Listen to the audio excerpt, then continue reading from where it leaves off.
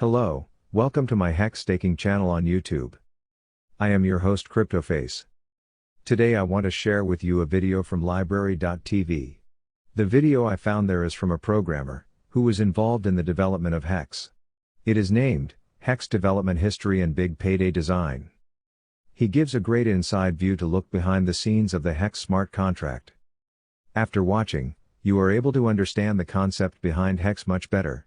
You can make your own educated financial decisions to know if HEX is good for you to make money with crypto. Okay, now let's dive into it. So I've been contributing to the project in one way or another for about a year. I think my Telegram join date was sometime in February of 2019. And I went through the website and the docs and the public GitHub at that time and worked on a simulator in a different programming language that basically took all the rules as encoded in the contract and then built some simulation capability on top of it to say such and such Bitcoin claim rate, stake rates, et cetera, like what happens, what comes out the other side. And that's really how I got started in the community. I documented everything I was learning in the layman's guide and just kept that up to date as the code changed, and then also just went out of my way to answer questions from community members. Through that process, I earned trust of Richard and several other kind of prominent community members, and basically became involved in a lot of the design process for the rules as they exist today. So way back then, there were a couple of pretty significant differences than the system that went to production. So one, there was no adoption amplifier. It was just Bitcoin claims. There was no Big Payday. That was called We Are All Satoshi. This is the marketing name. And what became Big Payday, all the unclaimed coins, was paid out in daily increments, similar to what the adoption amplifier became. So instead of 500 million coins going to the adoption amplifier every day, 500 million coins would be added to the day's interest pool. So over the course of the launch phase. So the idea was you get people excited about doing free Bitcoin claims, and then early people stake their coins and earn their share of 500 million coins a day, so through the first year. And there are a bunch of problems. There were some logic problems, and the thing kind of fell apart. Like there was a compounding issue where short stakes would beat long stakes. There was just really no way around the fact that you have your lowest adoption at the beginning, so they were getting more chunks of 500 million than anybody who came later. So there was this kind of insurmountable advantage. It was just a cliff where people who got in day one vastly outperformed people who got in day two, vastly outperformed day three, etc. And for months, literally for months, me and Richard and Greg Martin, to some extent, and the lead dev, all kind of just thought about this problem and proposed solutions and built models. I think Richard used this process to become quite a spreadsheet ninja. He was already kind of more natively thinking in terms of spreadsheets, and he produced a very complex spreadsheet to sort of project effects of doing this thing or that thing. Explored a bunch of alternatives to shares. Shares weren't quite the same as they exist today. For example, Greg had a really good idea about the share price back then. It was structured differently, but we did end up with a model similar to that. Similar to his original proposal that basically used share price to do compounding. So we had a bunch of experiments with explicit compounding where you'd have to call a function to compound. It was a nightmare. And through it all, the purpose of telling you this is that through it all, every model had to pass a couple of tests. First, all the commitments made on the website had to be true. So shorter stakes always had to lose to longer stakes. It was bound by inflation. What else? That you would get kind of your fair share, that it compounded, because there was a promise of compounding early on. Oh, it was weekly. It wasn't even daily at the start. It was weekly periods, not daily. So converted to daily, you had to compound. You had to always win with longer stakes. You had to have the ability to earn more if you were one of the few stakers rather than having many, many stakers.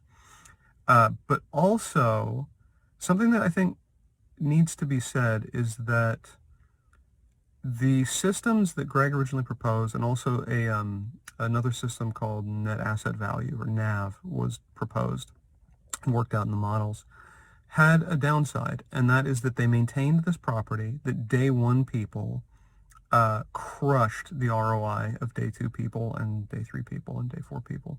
So it was not smooth. It was still this cliff that if you were the first person to hear about it, you got all the money, or all the hex. And that was a non-starter. I mean, Richard was very clear from sort of throughout that this needs to be a process that gives everyone a chance to capture value, so that there's not this you're first to hear about it effect, where then you kind of have runaway gains over everybody else. So he and I think Greg dropped out at some point. Greg, I think, was very uncomfortable with the adoption amplifier sort of from the jump, and he has a life and he's busy. He's got other things to do than think about this. So a lot of the back and forth at some point became mostly me and Richard, and there were a couple other folks who I think are not still active, so I won't name them with their Telegram handles. And we worked through a ton. I probably ran 50 experiments of different ways of smoothing out the ROI curve. And what we finally came to, or rather I pitched a few times, and finally got adopted, was Big Payday. So there was really, to my mind, no way of getting around this issue of the fact that you're issuing 500 million coins a day into the interest pool. There is almost nothing you could do to smooth out the curve. I tried tons of stuff. Again, okay, I'm not going to dive too deep on that. I tried tons of stuff to make that work. But finally, I think I was able to convince Richard that we had to change the mechanism for paying out the unclaimed coins. And so that became Big Payday. Share price, what we ended up on for share price was also, I had taken what Greg had done and changed it slightly, because one thing he didn't account for was the bonuses, and I fixed it to account for bonuses. Then the main dev found a bug in that model and actually made it much more elegant in his implementation. But the share price mechanism today, what came out of that, those discussions. So again, I think I want people to know that behind the scenes, this was important. It was very important that people be able to make ROI, whether you heard about it day one or day 300. And whether you got involved or just sat on the sidelines, you wanted to see how it did.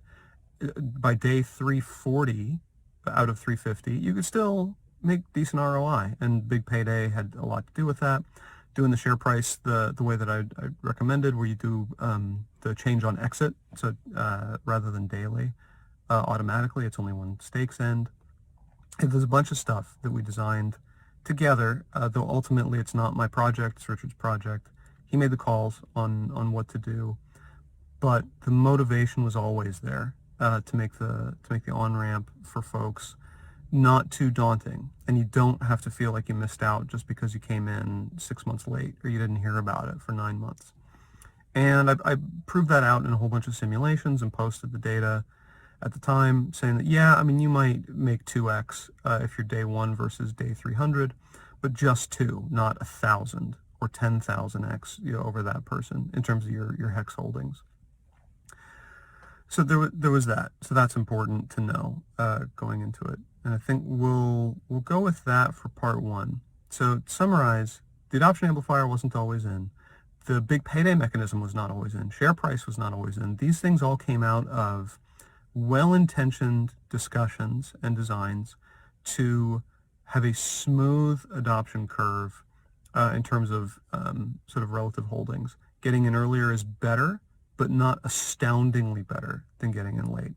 It was the whole goal. And we achieved it through a lot of experimentation and running simulations. I had a simulator, the main dev had a simulator, Paul of StakeHex wrote a simulator. we all collaborated to make sure we had the rules consistent so that we could sanity check each other.